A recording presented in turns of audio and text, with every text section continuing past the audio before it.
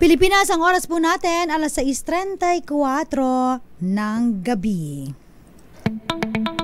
May problema ka ba sa batas? Hihimayin yan ng kumpanyera ng bayan. Attorney Cheryl Adami Molina, si Attorney Cam sa Usapang Legal. Usapang Legal.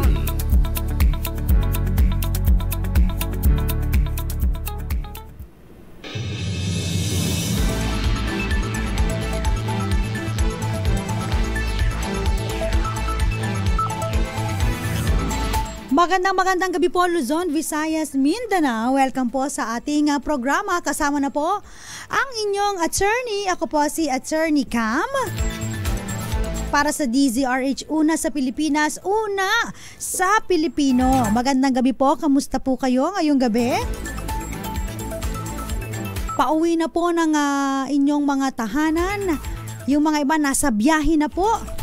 Alam niyo po dito po sa Maynila kapag ganitong oras, no, medyo traffic po at talagang siksikan sa mga sasakyan. Kaya naman po pag ikaw naman po ay nasa probinsya ay pag nagbabakasyon po ang mga taga Manilenya, yung mga Manilenya kaya Manilenyo, parang pansin nila, no, ba't sa probinsya parang ang tagal ng oras, parang ang tagal lumubog ng araw. Kasi sanay po yung mga katawan namin dito sa Manila na talagang mabilisan, no? Parang kulang pa yung oras namin sa trabaho, pero pag nagbabakasyon, talaga namang bakasyon grande. Pero yun nga lang, talagang magastos din ng bongga. Anyway, pagdating po sa mga usapin tungkol sa manahan, 'di ba? Diyan po nagkakaaway-away ang mga magkakapatid, no? Yung mga magkakapamilya. Sabi nga nila, 'di ba? Actually, hindi naman talaga dapat mag-away-away yung mga magkakapatid, no? Kaya lang sila nagkakaaway-away kapag meron ng nakikisulsol. Yung tinatawag nating nakikimarisol. Oo, sabi nga nila kapag ang inyong sasamahan ay nalagyan, no, ng hindi nakadugo, no, yun na, no, kasi syempre naintindihan naman natin yung kanyang immediate family, no, ay yung kanyang binuong pamilya at yung kanyang mga kapatid, no, sabi nga nila ay mga relatives na lang, no. Ay, kaya naman po kapag namatay si nanay at tatay, no, nag-aagawan po, no, at nag-aangkinan ng mga ari-arian. Ayaw man natin na mangyari ito, sa totoong buhay, ito po talaga ay realidad, no? Pagdating po, hindi lang po dito sa Manila, pati po sa probinsya, hindi lang po sa mga pangmayaman, pati rin po sa mga kahit mga less fortunate, kung tawagin natin, no? Kasi alam nyo, sa probinsya, no, meron pa rin po dyan na mga iniiwan ng mga property, especially mga lupa, no, kapag yan po ay mga awarded ng gobyerno o kaya naman po ay nakuha nila, no, through emancipation patent, no, ay nagkakaroon ng mga ari-arian ng ating mga kababayan. At yun nga lang, pag panahon na, no, ng hatian, eto na ang awayan. Kaya naman po ang topic natin, no, papaano kung sa isang pamilya merong paboritong anak, no? Naalala ko po nung mga bata pa kami, no, ang laging sinasabi ng tatay ko, itong bahay na to ang magmamana ay ang bunso niyang anak. Meron naman sinasabi, etong lupain na to ang magmamana ay yung panganay kong lalaki. So may mga ganun, no, parang bata pa lang kayong mga magkakapatid, na-instill na sa inyong isipan, namumulat na sa inyong kamalayan na ang pag-aari ng inyong mga magulang ay inirereserba, ano, sa maaaring paboritong anak, o kaya naman dahil siya lang yung nag-iisang lalaki sa pamilya, o kaya naman dahil siya ang nagbibigay ligaya, no, yung bunsong anak ang paborito ng inyong magulang. So tama po ba yun na ipamana sa paboritong anak ang property na maiiwan ng mga magulang? Kaya naman yan po ang sasagutin natin, no? Sino-sino po ba sa mga magkakapatid ang mas may karapatan sa mana? Yung bang panganay, yung bang bunso, o yung paborito ng tatay o nanay, di ba? Dapat pala yun yung topic natin. Sino ang magmamana sa property o house at ng bahay? Si panganay, si bunso, o si paborito? Di ba? Dahil pag pinag-uusapan po ang karapatan ng pagmamana, ito po ay nag-uugat kapag namatay na po ang mga magulang. Sometimes po, yung mga iba po ng mga anak, no, hindi pa po namamatay ang mga magulang, gustong parti-partihin na yung mana, no? Gusto na nilang hati-hatiin yung mana, no? Parang kino-compel nila, pinipilit nila ang kanilang mga magulang na ipangalan na kung kani-kanino yung property, hatiin na yung property, to the point na minsan ang mga magulang po kabibigay ng mga property sa kanilang mga anak, sila na po ang nawawalan. At hindi lang yun, pag sila na po ang nawalan, nakapangalan na sa mga anak nila, knock on wood na sana po ay hindi po gawin ninyong mga pagkakapatid, no? Ay parang nanlilimos na lang po, no, yung mga magulang doon sa kanilang anak, which is dapat hindi po, no?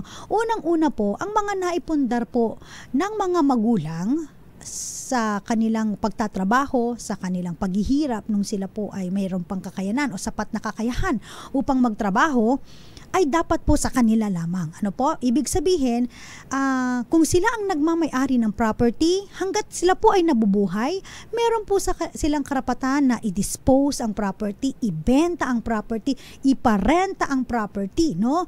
Again, ito po basta ay tawag dito yung mga magulang po, no? Alam nila na maaaring yung mga anak nila, no, ay sabihin na natin maging salat sa buhay, may mga ibang mga magulang na ginagawa, dinidispose ang property in favor sa kanilang mga anak. Okay, wala namang pong problema yon, basta importante magtitira lamang po kayo, no, for your retirement. Kasi po marami tayong mga nagsasabi sa atin na humihingi ng tulong na pagkatapos pong maibigay sa mga anak ang kanilang mga property, pinalaya sila sa kanilang bahay. Yun ang makasaklap, no? Dahil hindi daw nila kasundo ang kanilang mga in-laws, 'di ba? Tapos parang patigasan na lang, no? Which is dapat hindi. Again po sa mga anak po na nakikinig ngayon, hindi nyo po dapat kino-compel ang inyong mga magulang, no, na ibigay na sa inyo, advance yung mana ninyo, no? Again, dahil sila po ay may karapatan doon sa kanilang mga pinaghirapan. Yung fruits nung kanilang pinaghirapan, for example, nakapagpatayo sila ng apartment, yung fruits niyan, yung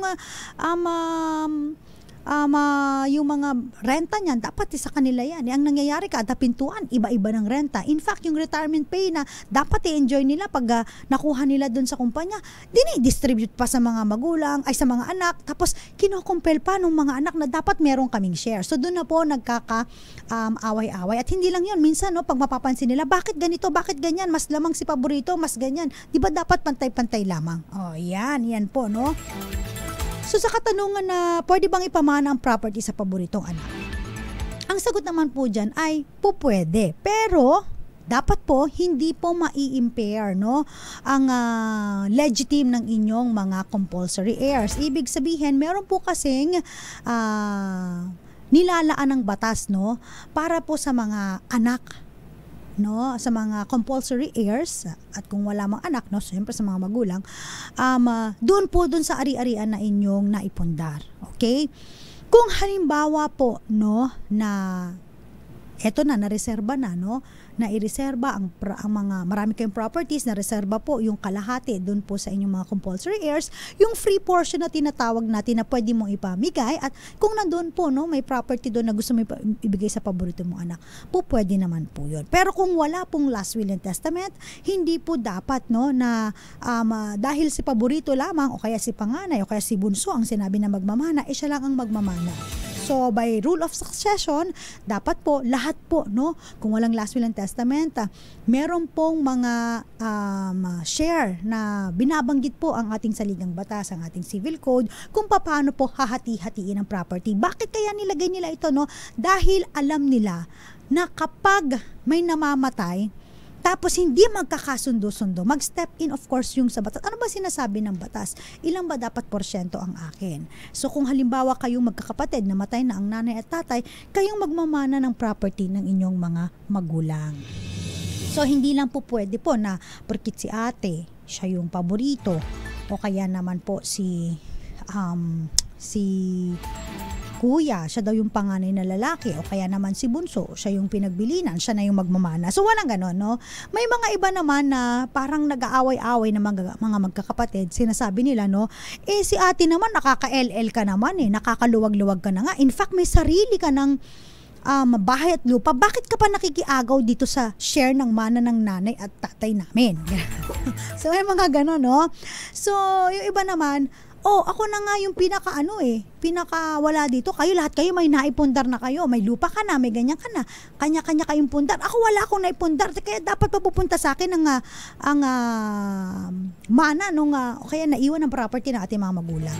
Of course, hindi. Again, sa mga magkakapatid, no, kanya-kanyang sikap po, no, kanya-kanyang pundar. Kung may naipundar po ang inyong mga kapatid, well and good. In fact, dapat nga hindi nyo sila kinaingitan. Kasi ang mga, tayong mga Pilipino, meron tayong tinatawag na crab mentality, no. Ayaw nating nakalalamang yung isa sa atin, which is dapat hindi. Kasi kung halimbawa yan ay maging successful, kasama ka rin naman sa success nila, di ba? So, ikaw rin naman ang unang maaambunan ng kanilang success, di ba? So, kailangan maging happy tayo, maging grateful tayo dahil yung mga kapatid natin ay nakakaangat at nakaka-LL sa buhay. Okay, that's number 1. So it doesn't mean na kapag sila po ay nakakaluwag-luwag sa buhay, ay sila po ay hindi na magmamana sa property na naiwan ng inyong tatay at nanay. Tandaan po ninyo na ang property po, kapag walang last will and testament, kung kayong mga magkakapatid ang naiwan, no, kayo po ay pantay-pantay na magmamana. Okay? So, importante po na dapat alam nyo, regardless of, yan po si isa ay nakakaluwag-luwag, mayroon na naipundar, ito isa, wala pa, o kung sino pa man. Now, ganito po, no? Yun po ang sinasabi ng batas kasi dapat kanya-kanya tayong asenso sa buhay. Ngayon, kung kayo pong mga magkakapatid ay nagkakasundo-sundo, halimbawa, ikaw ay natutuwa, no? Na yes, yung kapatid ko na naka-LL, nakakaluwag-luwag naman, napakabait naman ng kapatid ko, ganyan, no? At maganda yung samahan, no? Walang inggitan, walang crab mentality. Kung halimbawa, no, nakita ng mga kapatid mo na sa inyo magkakapatid, ikaw yung hindi sinwerte, tandaan po ninyo na nasabi nga ng mga nakatatanda, no, ang magkakapatid parang daliri ng kamay yan, no, hindi pantay-pantay, merong nakakaangat, meron pong hindi maaaring hindi makaangat, pero as much as possible, no, sana makaangat lahat. Kung nagkataon man na ang isa sa inyo ay hindi nakaangat, no, maaari kayo mag-usap-usap, no, yung mga nakakaluwag-luwag, no, sabihin nila sa iyo dahil napakabait mo naman, hindi ka naiinggit sa kanila, no, maaari nilang i-waive, no, ang kanilang karapatan at ipangalan sa iyo yung property ng inyong mga magulang. Alam niyo, sometimes may mga magulang po na halimbawa po nabubuhay sila, no? At nakikita nila na yung mga anak nila, may mga anak silang successful, may anak silang hindi naman successful. As much as possible, minsan nagbibilin sila, no, na sana itong property namin ang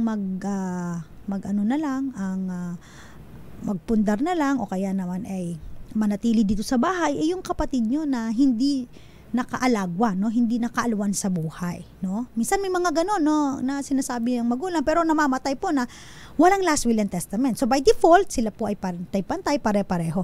But because na isip, no, nila, no, yung kanilang wish, no, yung wish ng kanilang magulang na ito ay mapamana doon sa kanilang kapatid na hindi masyadong nakaalagwa o nakaalwan, so maaari kasi silang mag-execute, no, kasi kapag may namamatay po, again, kailangan po isettle po ang estate, no?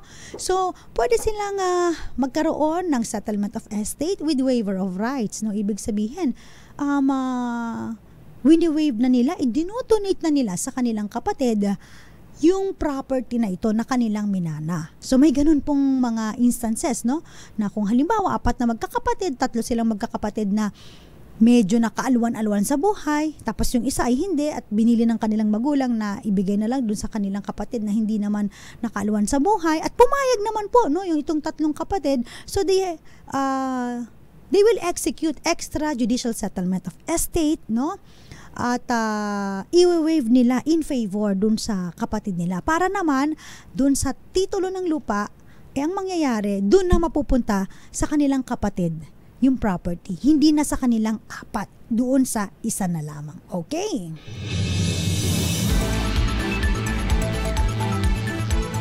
Bago tayo magpatuloy, tanggap muna tayo ng flash report mula kay RH27 Noche Kakasa. Kuwarto ng isang gusali pinadlak ng Pasay Local Government Unit matapos ang raid ng PAOCC. Ang buong detalye mula kay RH27 Noche Kakas. Noche? Flash Report! Flash Report! Okay, Attorney Cam, at 4th floor, 6th floor, 8th floor, hanggang 10th floor, inukupa ng Pogo. Matapos na na-raid itong ng Presidential Anti-Organized Crime Commission dito sa may likod lamang ito ng Double Dragon Mall dito sa lungsod ng Pasay. At ito, katabi natin si Undersecretary Josec Gilberta Cruz ng PAOK, sir. Live tayo sa DCRH Worldwide. Isang accomplishment na naman ito, sir, ng Pogo Raid. Opo, ito po isang malaking accomplishment. Kasama po namin dito ang mayora ng Pasay City. Patulong po namin yung mga tauhan niya. Kasi po, yung ginawa po namin dito ay parang ito po yung susundan na ng ibang cities and municipalities as far as yung pagsugpo po sa mga illegal na pogo na nagkalat po dito sa ating bansa. So napakalaki po ng accomplishment po namin dito. Actually, mga mahigit kumulang po mga 500 na foreign national ang nahuli po natin dito, galing po sa iba't ibang bansa, And may mga Pilipinos din po, pero very minimal. Gayon din pwede ho nating sabihin na ito ay isa sa pinaka magandang accomplishment so far na ginawa po ng PAOK sa pangunguna po, of course, ng ating pong local government unit, specifically ang Pasay City po. Okay. Sir, binabanggit kanina mayroon isang torturer na nandito nagtatago sa loob ng building. At i-check pa po natin yan, kasi gusto ko nga makita personal dahil personal ko pong inimbestigahan before yan. So, check muna po natin. Okay, thank you. Thank you very much, sir, and congratulations. Si Pasay City Mayor Amy Calixto Rubiano ay nandito, napasugod. Ma'am, pinadlock po ninyo ngayon itong halos 4 na palapag yung pinadlock po ninyo, may mga illegal na pogo. Ano po ngayon ano po ang epekto nito sa ekonomiya ng Pasay? Siyempre, ito po naman tinatago talaga nila. So, hindi naman namin binigyan ng permit para sa taong ito. At base sa aming datos na nakuha at mga collection namin sa PPLO, Business Permit License Office, ay hindi naman naapektuhan. Ang ginawa lang namin, mas pinag-igting namin ang tax mapping para malaman ang ating mga constituents na talagang dapat tumulong naman sila sa gobyerno at magbayad sila ng taxes at mag-apply sila ng mga permits nila dito sa ating lokal na pamahalaan. Ito naman ay kino-convert namin sa mga programs and projects para sa kapakinabangan ng mga taga-Pasay. Last year pa kayo tumalima kayo sa direktiba ng Pangulong BBM, No to Pogo. Ito, pinadlak pa ng meron kautusan ang PAGCOR. Tuloy pa rin operation, mukhang garapala na yung operation ng Pogo. Kaya nga, merong closure ang PAGCOR. Sa kabilang side naman ng pinto, closure naman ng local government. Pero ganun pa man, nagpo-operate sila, panakaw-nakaw. At ito po ay aming pinupuntahan kasama ang iba't ibang ahensya ng lokal na pamahalaan. Kasama dyan ang police, DSWD, engineering, Bureau of Fire Protection, BPLO, City Admin's Office, Mayor's Office, upang talagang masigurado namin nakasara. Pero ganun pa man, nandito sila, nakita natin na nakabukas. Kaya talagang hindi namin papayagan ang pogo dito sa Pasay City. At kami ay 100% na nakasuporta sa instructions ng ating Pangulo, Bongbong Marcos, na no to pogo. Kaya pinag-iigting pa at ngayon partner na kami ng national government upang mas makita, mas mahuli ang mga violators nito. Okay, thank you very much, ma'am, and congratulations. Thank you. Yan, si Pasay City Mayor M. Calixto Rubiano at kanina si Undersecretary Gilbert Cruz, kaugnay nga dito sa closure na ng illegal na pogo na namumugad dito sa isang gusali sa may likuran lamang ito ng Double Dragon dito sa lungsod ng Pasay. Arit sa 27, Noche? DZRH. Yes, Attorney Cam. Oo, dyan sa may likod ng Double Dragon. Anong gusali yan? Kasi maraming gusali dyan sa may likod ng Double Dragon eh. Ano ito one wheels building eh. Okay. Oo, dito sa baba dito, Attorney Cam, ay merong isang dealer ng dealer ng isang car company. Tapos yung pinakaitaas naman ay nandoon nag-ooperate. Ang sinasabi dito ni Yosek Gilbert Cruz ay lab scam, investment at cryptocurrency yung operation at meron din mga nakumpiska mga local SIM na maski yung mga hindi lang Chinese yung kanilang victim ngayon ay maging ang mga Philippines. Sir, si Yosek Gilbert Cruz, si Attorney Cam sa DZRH. Attorney Cam, may katanong nga kay Director. Oo, magandang gabi po, Attorney. Magandang gabi po, Director. Nabanggit ng aming reporter na hindi lang pala ito like na yung sa Pogo, no? May kinalaman din po pala ito doon sa mga online love scam na usong-uso po ngayon at saka doon sa mga nahuhumaling sa mga cryptocurrency. Ano po? Kasama na po ba dyan yung mga illegal gambling, no? At ilang pong tao ito yung mga na raid po dyan sa gusali, Yusek?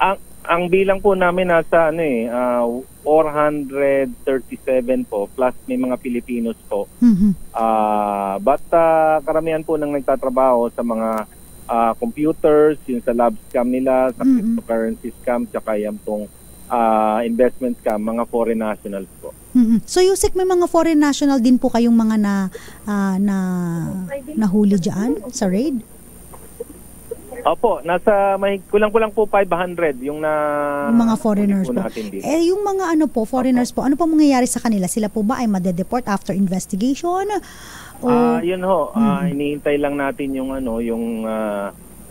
immigration inquest nila na gagawin po ng Bureau of Immigration. And yun po, mas malamang po may didemanda dito. Siguro after na makapag-apply kami ng search warrant at mabuksan namin yung mga computer, may didemanda po natin yung mga nagpapatakbo po nitong mga to. And then, yung iba po will be subject for deportation. Yusek, meron na po ba kayong idea kung sino po ang nagpapatakbo dito? Isang foreign national din po ba ito o Filipino corporation po? May mga nakita po kaming mga foreign nationals na mga boss. Na nahuli po natin sa ngayon. But again, i-check pa rin po namin yung participation. Okay, marami pong salamat Yusek and congratulations po. Congratulations sa atin. Ayan, Attorney Cam, si Yosek Gilbert Cruz ng Presidential Anti-Organized Crime Commission. Dumating din dito si CIDG Director Major General Nicolas Torre III sa may site kung saan ay may insinuli na mga Pogo workers. RH 27, Noche Kakas, balik sa iyo. Maraming salamat, RH 27, Noche Kakas.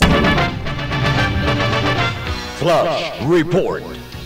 Flash Report! Babalik po ang usapang legal kasama pa rin po si Attorney Cam. Makalipas lamang po ang ilang paalala. Diyan lamang po kayo kasama pa rin po Attorney Cam para sa DZRH, una sa Pilipinas, una sa Pilipino. Oras po natin 2 minuto makalipas ang alas 7 ng gabi. Kasama pa rin po si Attorney Cam para sa DZRH, una sa Pilipinas, una sa Pilipino. Shout out muna tayo sa mga nanonood sa atin via Facebook Live. Kina Florence Regalo, sabi niya watching from Laguna. Thank you po sa pag-share ng inyong kaalaman. Oy, walang anuman. You're welcome po. Lucila Hernandez, Evitz Sarmiento Escueta. Ayan, sabi niya, good PM, Attorney Cam. Si Spanya LG, good evening po, watching from Tarangan, Samar. Tama ba ako? Tarangan o Tarangnan, Samar. Jomar Hardin, nanonood naman po sa may Castilla, Sorsogon. Si Peter Lynn Sanchez, nanonood po sa Jeddah, Kingdom of Saudi Arabia. Uy, shout out po sa ating mga kababayan dyan po sa may KSA. Mirna de la Cruz at nanonood po sila sa Quezon City.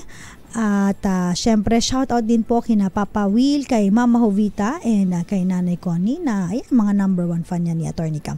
At syempre ganun din po, magandang gabi po kina Teodoro Obrador, J. Alias at iba pa, no? Sa mga hindi ko pa po nababate, ayan mamaya batiin natin sila. So pinag-uusapan po natin, no, pag may kinalaman talaga sa manhan, sa pagmamana, medyo marami pong nakaka-relate dyan, no?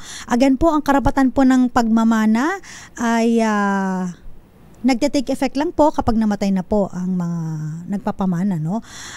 Ito po ay inchoate lamang po, imperfect po, no? Ibig sabihin, hindi po siya perpekto hanggat hindi po nagte-take effect, no? Yung succession, at again, magte-take effect siya kapag may namatay po na tagapagmana, nagpapamana rather. So, paano nga ba magmamana? Again, sa pamamagitan po ng succession, no? Meron pong gabay ng mga probisyon, kung sino po, no? Depende po kung sino yung mga heirs na magmamana. So, meron po tayong tinatawag na compulsory heirs. Ano bang ibig sabihin po ng compulsory heirs, no? Ang compulsory heirs po, no? Ito yung mga tinatawag natin compulsory, sapilitan. Sapilitan na tagapagmana. Yan, whether you like it or not, ikaw ay compulsory heirs. So, wala kang gagawin dahil sa ayaw at sa gusto mo, no? Magmamana ka. At ikaw po ay pamamanahan, of course, subject sa exception.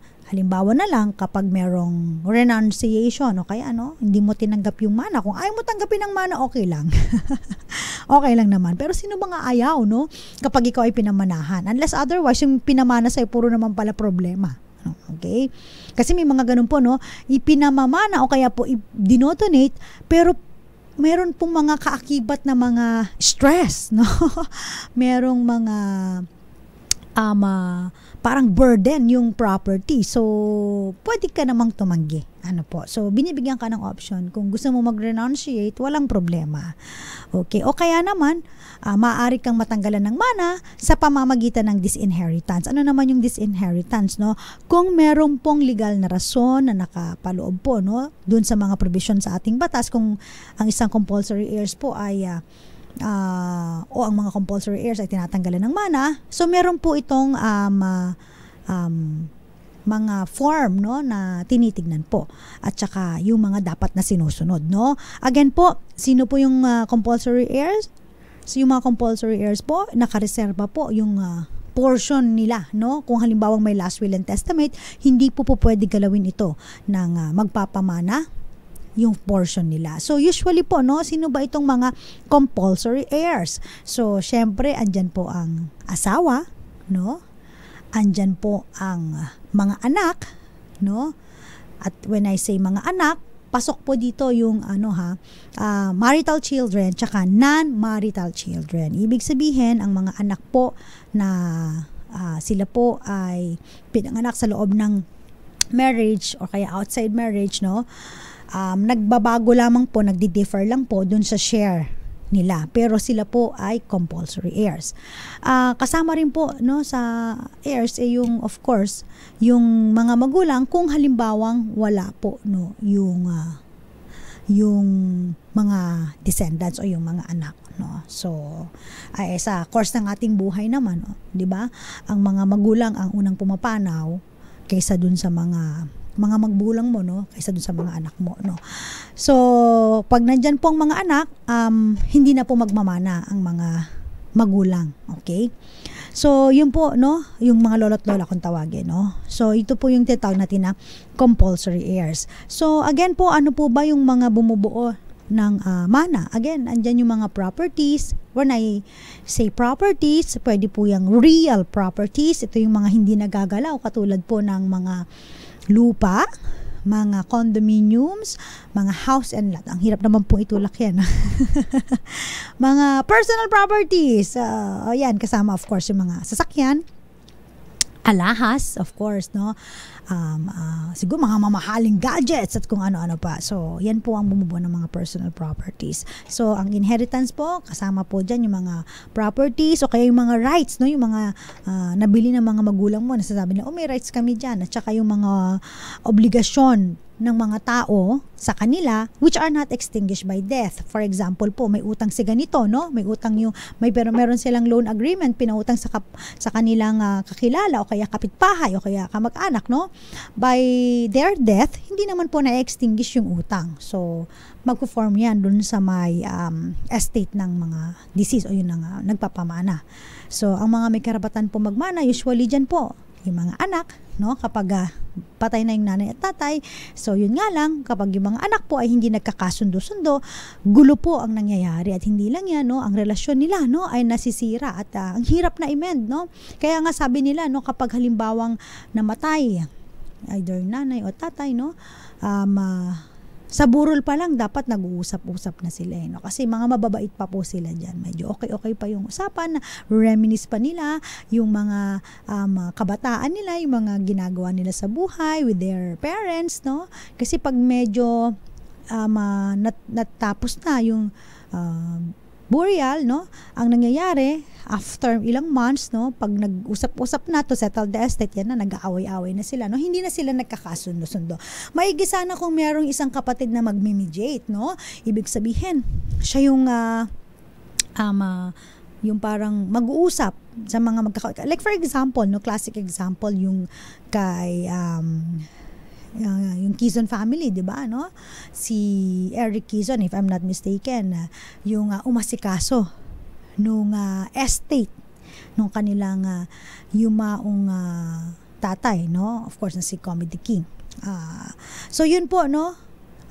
Kung merong isa na mag-aayos sa pamilya, mas better, no? Kasi kung hindi, hindi magkakasundo-sundo. Tandaan po ninyo, after po na may namatay na isang nagpapamana, kailangan po isettle ang estate, no? Kailangan po na within a specified period of time, maayos nyo po yung mga taxes, of course, no? Estate tax, andyan po yan, o kaya po, huwag kakalimutan ng tax amnesty law natin, hanggat maaari, no? Habulin po ninyo. And then, pagkatapos po niyan, kayo po ay mag-usap mo, mag-decide, no? It's either pwede nyong ibenta ang property, kung halimbawang hindi kayo magkasundo talaga, no? Kasi dapat unanimous yan, nagkakasundo-sundo kayo kung paano nyo i-settle ang estate, no? Kasi yung extrajudicial settlement of estate, wala po kayong creditor, yung naiwan ng mayapa, and then kayo po ay nagkakasundo-sundo, pwede kayong mag-settle by on your own. Pero kung halimbawa po may isa po na hindi pumapayag sa inyong settlement, dadaan po kayo sa judicial settlement of estate, kung saan ang korte po ang magsasabi at siya ayon sa provision ng ating batas, no, kung paano hahati-hatiin ang property. Okay? So, importante ako, mas gusto ko na ang mga magkakapatid ay nagkakasundo-sundo at masettle ng maayos ang kanilang estate. So, kapag nasettle po ang kanilang estate, again po, may option. Pwedeng ipangalan sa kanila na magkakapatid yung property po, or pwedeng ipangalan sa isa sa mga magkakapatid, no? Katulad ng nasabi natin kanina.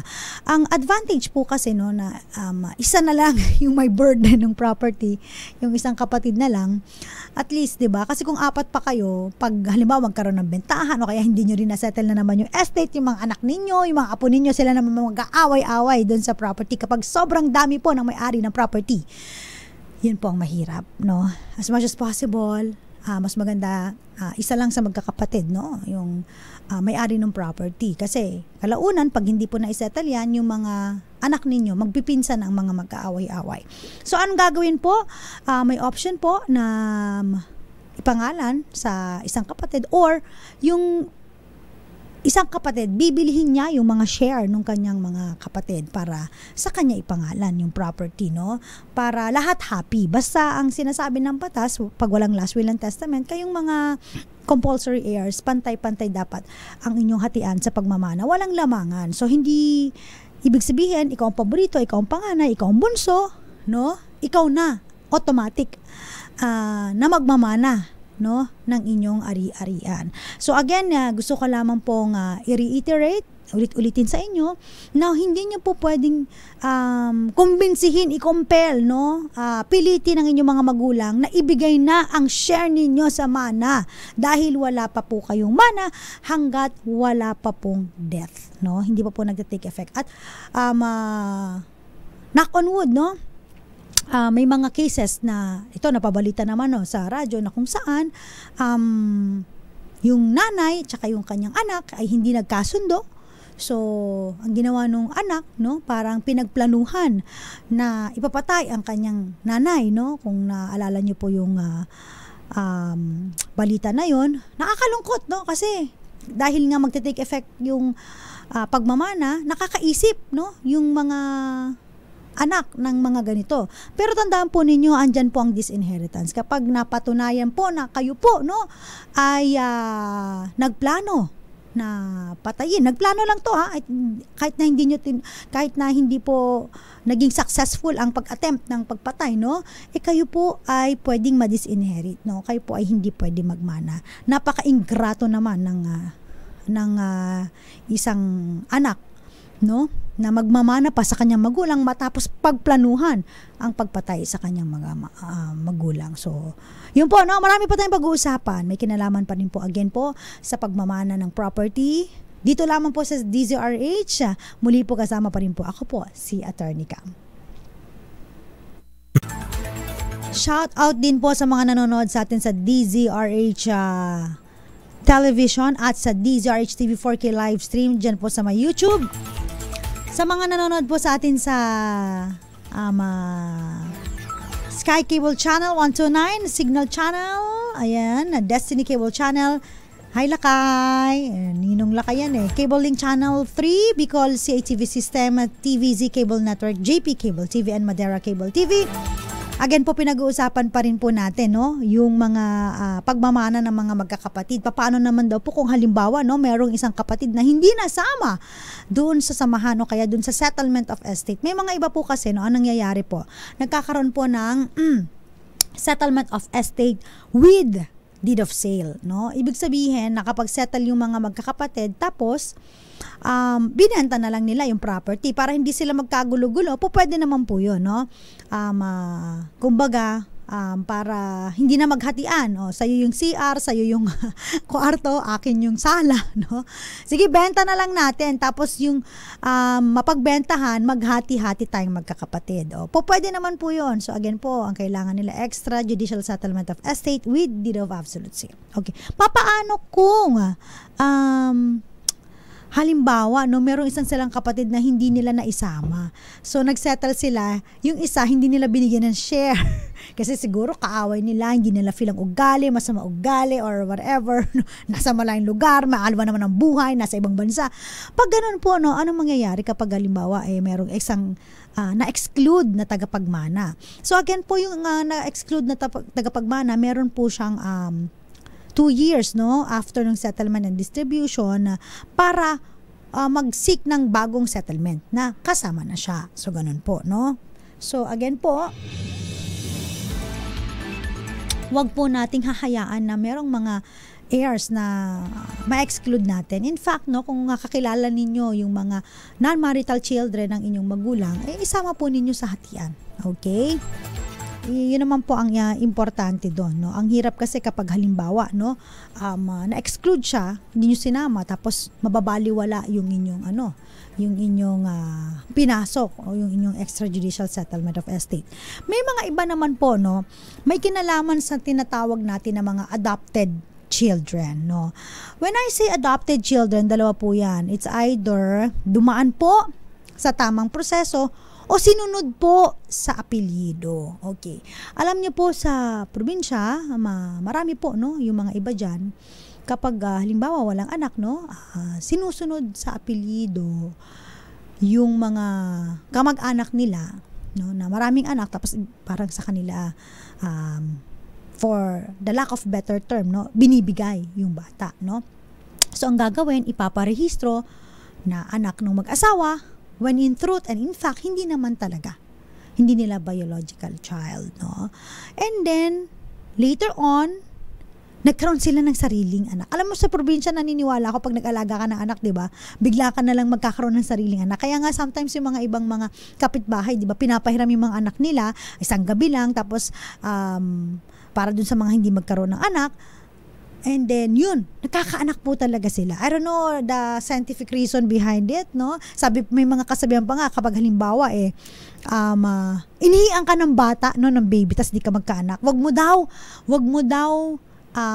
palitan yung damit mo, no? Hayaan mo lang daw yung ihi doon sa iyo hanggang kinabukasan. So, bukas ka na maligo. May mga ganun eh. So, para ang nangyayari, di ba? Yung katawan mo, tinuturuan niya na parang, uy, teka lang, mag-baby dito, kailangan mag-produce ka ng ganitong hormones. I don't know, basta hindi ko alam, hindi ko ma-explain yung kung meron mga scientific reason behind yung mga paniniwala sa probinsya, pero why not, no? So, ang nangyayari ganun po, may mga iba po na sinusunod, no, yung apelyido nila dun sa bata, and then later on magkakaanak, no, ng legitimate children. Tapos pag nag-usap-usap, babanggitin, no? O kaya, kahit di man banggitin, yung mga kapitbahay ng mga marites, no? Sinasabi dun sa mga legitimate children na hindi naman talaga nila kapatid si ganito, si ganyan. Okay. So, hindi po dumaan sa tamang proseso. Ngayon, namatay po ang mga magulang. So, ang mangyayari po dyan, sinabi natin kanina, pag ikaw po ay compulsory heirs, di ba? So, kasama ka po sa magmamana. Ang nangyayari, may mga iba, no? Dahil alam nila na yung kuya nila o yung ate nila ay hindi nila totoong kapatid, no? I-exclude nila, no? At maaari nilang i-exclude yung kanilang kapatid provided na mapatunayan na hindi talaga siya biological na kapatid, bagkus nagkaroon lamang po ng tinatawag natin na simulation of birth. Okay. So, pag ganito po, no, na meron po kayong mga naipundar, i-correct nyo po yung sa simulation of birth, no? Pinapayagan naman po tayo na i-correct, no, yung ating pagkakamali at dumaan po sa tamang proseso. Tandaan po ninyo, kapag ang bata po ay dumaan sa tamang proseso ng adoption, ang adopted child po, ang equivalent po niya ay same as the legitimate child. Okay? So, pag-isipan po ninyo ring mabuti, may mga ibang kaso naman po ang nangyari, no? Nag-adapt sila, mag-a-adapt sila ng dalawang bata. So, again, dadaan sa adoption process.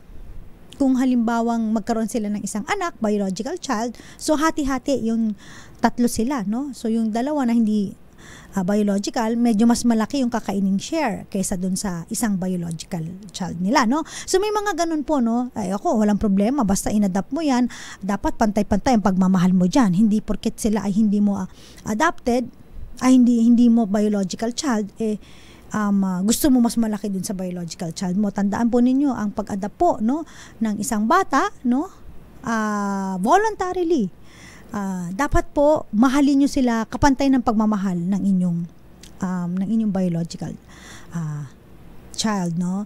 May mga iba naman na tinatry pero hindi pa rin talaga. So nagkakaroon po, no, especially kapag medyo may kakayanan o may kakayahan po yung nagpapamana. So ang ginagawa po, so nagla-last will and testament. So yung kanilang mga biological child or children, tapos merong mga adopted children. So meron silang nakareserbang portion.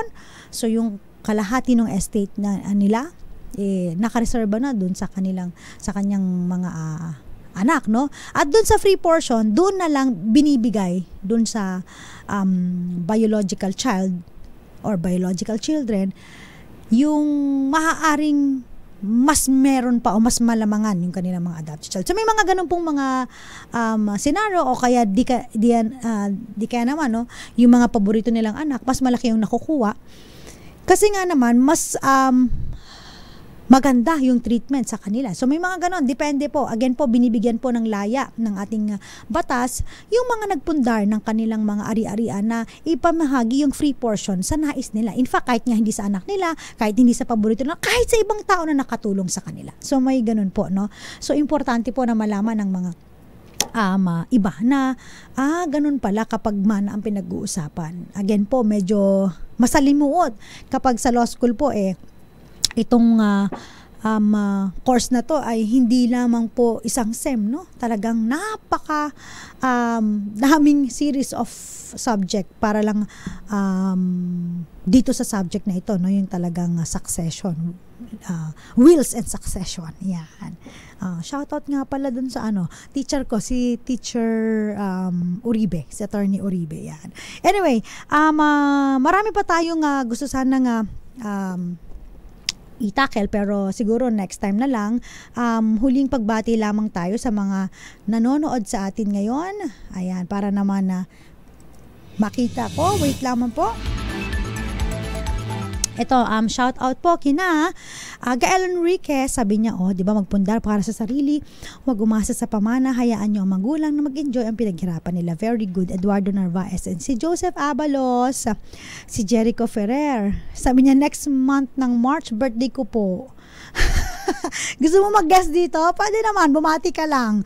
Magpa-shoutout ka, punta ka dito sa DZRH. Si Flor B. Fernandez, nakikinig daw siya habang naglalaba. Uy, gabing-gabi na, ang sipag naman ni Miss Flor.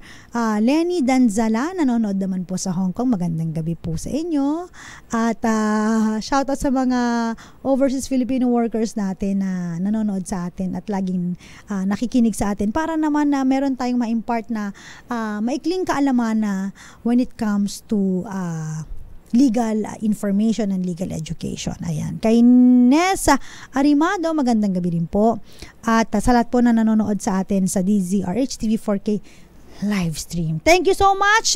Muli po nakasama po ninyo, magkakasama-sama tayo sa Friday sa Usapang Legal. Kasama po si Attorney Cam Mondays, Wednesdays, and Fridays. Meron po akong TikTok account. Hanapin niyo po Attorney Cam. Sumasagot po si Attorney Cam diyan kapag medyo nakakaluwag-luwag ang schedule. At saka pag TTH naman po, Tuesday and Thursday, makakasama niyo naman po si Attorney Rina Seco.